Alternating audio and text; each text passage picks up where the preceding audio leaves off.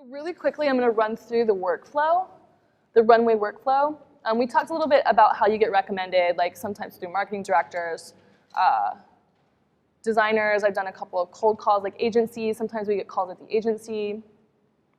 There's almost always a pre-hire meeting, like we talked about with consultancy, because the designers, we talked about this before, we're in an intimate setting together, and you're spending a lot of time together. You know, like usually like 14-hour or more days especially for the week of the show, like you're doing 14-hour days to 20-hour days every day with these people. So you can get on each other's nerves a little bit. So you want to make sure that that personality-wise, you're okay with working with them. I think more importantly, they're trying to figure out if they're okay working with you. You know, because sometimes if they're like just super duper quiet client, they might not be so into like the fact that I'm so like rambunctious and I bounce off the walls and do all that kind of stuff. Like, you know, a little Japanese intellectual, terrified of me, terrified. You know, but there are other, like, the more kind of quiet intellectual stylists who are great for them, you know, who are perfect. So a lot of the pre-hire meeting is kind of just making sure that, like, that part's okay. And then, you know, like we talked about before today, really working on strategy with them and explaining to them, like, okay, well, when I work on a show, the process looks like this. And these are the kind of hair and makeup teams I like to work on. But really the pre-hire meeting is about hearing what they want, what they're trying to achieve with the show. And also it's really good to talk to them about the breakdowns they've had in the past. Like what are the problems they've had in the past, working either with other stylists or working without a stylist. And that way I learned a lot. And in the moment you can come up with a strategy. And also you can really clearly figure out, you know, you'll clearly know if you can help them with those breakdowns or not. You know, and if you have been able to, like, I'm trying to think of an example. Casting. I mean, they were like, we can't get any girls that we want. We can't get anybody. We're like getting the bottom of the barrel from all the agencies because no one knows us. And I was like, oh, I can help you with that, and I can, you know, if you have this much money, we can bring in this casting director, and if you have this much money, we can bring in that casting director, and this casting director works on these shows, and that casting director works on these shows, and, you know, and I have relationships with this agency, this agency. I'm not saying we're gonna get Daria and Kate Moss, but we'll probably get a couple of the really cool new girls. And that's the conversation, and I was like, they're like hired. They were done. I mean, literally I walked out the door and they called the agency and was like, yeah, fabulous, book her. So, you know, a lot of it is just listening to what problems they've been having with their collection, what breakdowns they had the season before, or maybe with another stylist. Also, I like to look up people's reviews before I go meet with them, so I have a little background on what people think, and look at their shows, of course, and make my own kind of assessments about where I think I could take it. So that's usually what I do, and then that's what I usually speak through in the pre-hire meeting. And I also like to go, like I said before, I already said this, going through the show process, just saying, okay, this is how I like to work. I like to start this many days in advance. You know, I like to have this many assistants or interns. Like I can get interns if they don't have the budget, like whatever.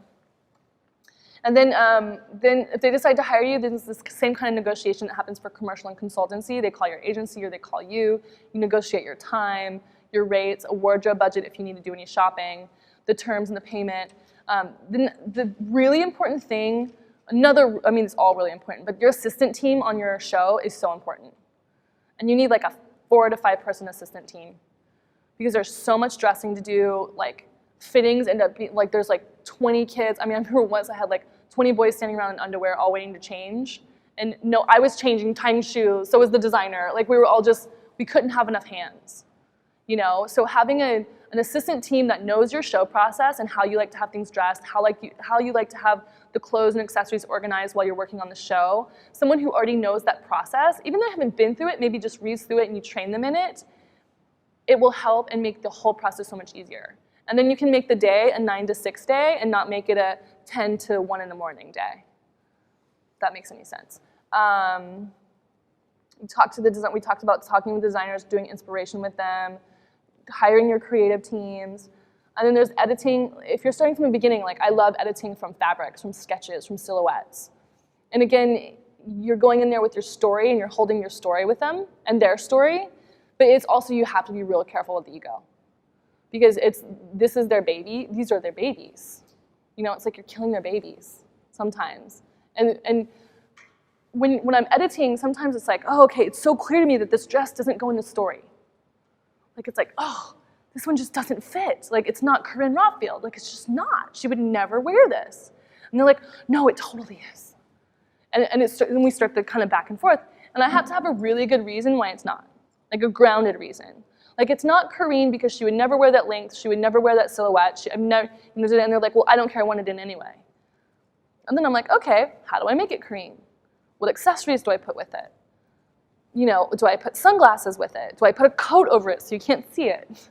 You know, it's like, so you get, you know, creative in the moment because there are certain things that designers get stuck on, and it's like, they win. Their name's on the door. So at the end of the day, you know, there's that fine line. There are some stylists who do really well who will fight tooth and nail for something. Like, they will fight the designer. Like, they will be in their face like, no, that's horrible, you're ruining the show, like crazy. I mean, and it's not, and this guy, the guy who does it, he's like, he does really well. He makes like millions of dollars. And I'm like, wow, that's really weird because I've just never seen it work. Like, I mean, I don't know, maybe it's he's an older generation, but it's just my generational thing is just not to do that and to take care of people.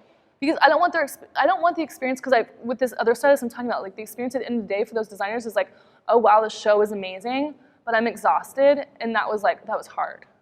And he's hard to work with. And designers are only gonna do that for so many seasons. When you fight them like that over and over again, they're gonna get sick of you quick. You know, it's like, I tried that in the beginning, didn't work, not at all. So I realized, like, you know, there becomes a point where you have to, it's part of the puzzle of making things work inside your voice and their voice when you don't even think it works inside the story. But you have to like translate it.